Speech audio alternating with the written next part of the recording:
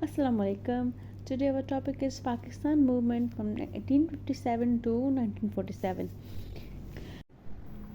जब ये डिसाइड हुआ था हिंदू और मुस्लिम के बीच में कि सब कॉन्टिनेंट में हम सब मिलकर अपना खुद का आइन बनाएंगे, बट नेहरू रिपोर्ट किसको रिप्रेजेंट कर रही थी? हिंदुओं को रिप्रेजेंट कर रही थी।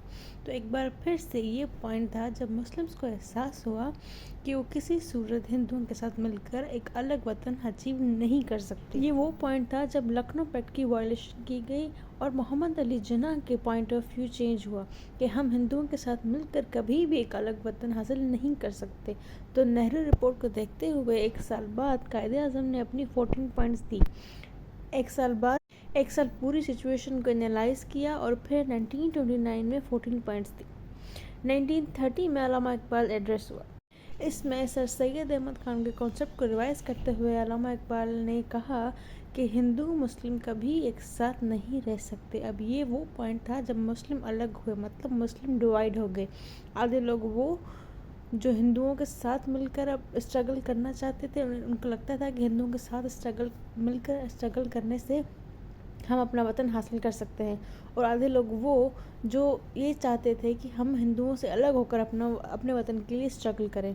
यहाँ मुस्लिम के हालात ख़राब हो गए क्योंकि उनमें अब यूनिटी नहीं रही थी। Then first, second and third round table conferences हुए हैं। इनमें से 2 कॉन्फ्रेंसेस में कायदे आज़म ने पार्टिसिपेट किया, लेकिन इन कॉन्फ्रेंसेस का कोई रिज़ल्ट नहीं निकला। जब कोई रिज़ल्ट नहीं निकला तो जितने भी मेन पॉइंट्स थे इन कॉन्फ्रेंसेस के, उनको नोट करके एक पेपर पे लिखा गया और उनका एक एक्ट बनाया गया जिसको गवर्नमेंट ऑफ इंडिया एक्ट कहा गया। बट ये एक्ट किसी भी पार्टी की तरफ से एक्सेप्ट नहीं किया गया। इस एक्ट में बेसिकली ये था कि डायरकी सिस्टम को प्रोविंशियल लेवल पे ख़त्म किया गया, बट सेंट्रल लेवल पे उसको कायम रखने का हुक्म दिया गया। बाद में कायदे आज़म ने इस एक्ट का आधा पार्ट यानी प्रोविंशियल पार्ट को एक्सेप्ट करना चाहा और सेंट्रल पार्ट को रिजेक्ट किया। इसके बेस पे इलेक्शंस 1936 और 1937 कि हिंदू और मुस्लिम्स के बीच में थे। अब यहाँ मुस्लिम्स ऑलरेडी डिवाइड थे, तो आधे मुस्लिम हिंदुओं को सपोर्ट कर रहे थे और इसी वजह से कांग्रेस जीत गई और ऑल इंडिया मुस्लिम लीग हार गई। कांग्रेस जीतने के बाद जिन मुसलमानों ने हिंदुओं को सपोर्ट किया था वो डिसअपॉइंट हुए थे, क्योंकि वो जो समझ रहे थे ऐसा कुछ नहीं हुआ। फिर बहुत से प्रोटेस्ट हुए और 1939 में फाइनली कांग्रेस ने रिज़ाइन कर दिया और इसी बात में मुसलमानों ने यौम निजात मनाया। 1940 लाहौर रेजोल्यूशन, फाइनली मुस्लिम ने ये कह दिया कि हमें हमारा अलग से मुल्क चाहिए, यानी कि proper demand of separate state.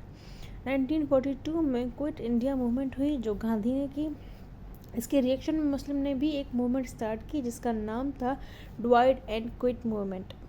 1945 Shimla conference. अब इस वक्त हालत बहुत ख़राब हो चुके थे। सब कॉन्टिनेंट की एडमिनिस्ट्रेशन ब्रिटिश के हाथों से बाहर जा रही थी। ब्रिटिश ने सोचा मुस्लिम और हिंदुओं के साथ एक कॉन्फ्रेंस करके डिस्कस किया जाए कि हालात कैसे बेहतर किए जाएं, लेकिन कोई फ़ायदा नहीं हुआ। तो ब्रिटिश को समझ आ गया कि अब वो यहाँ हुकूमत नहीं कर सकते। देन 1945 और 1946 के इलेक्शंस हुए जिसमें डिसाइड होना था कि कौन से प्रोविंस किस के हिस्से में जाएंगे। सेंट्रल लेजिस्लेचर में 30 सीट्स मुस्लिम्स की थी, जो कि 30 सीट्स मुस्लिम्स जीत गए और ये प्रूव किया कि they are true representative of Muslim subcontinent. इन इलेक्शंस के बेस पे मुख्तलिफ सूबों में मुसलमानों को सीट्स दी गई। 3 जून प्लान 1947 लॉर्ड माउंट बैटन की तरफ से ये प्लान पब्लिश हुआ और इसके हिसाब से सब कॉन्टिनेंट को डिवाइड कर दिया गया और इस प्लान को एक एक्ट का नाम दिया गया जिसको इंडियन इंडिपेंडेंस एक्ट 1947 कहा गया। इस एक्ट के मुताबिक ब्रिटिश की हुकूमत ख़त्म होती है सब कॉन्टिनेंट में और इंडिया और पाकिस्तान को अथॉरिटी दी जाती है कि वो अपने गवर्नर जनरल को मुंतखब करें। तो पाकिस्तान में 14 अगस्त 1947 को कायदे आज़म ने पहले गवर्नर का हल्फ उठाया और इंडिया में 15 अगस्त 1947 को लॉर्ड माउंट बैटन ने पहले गवर्नर का हल्फ उठाया। तो इस तरह ये मूवमेंट ख़त्म होती है। उम्मीद है इंशाल्लाह अगले टॉपिक में मिलते हैं। Thank you so much.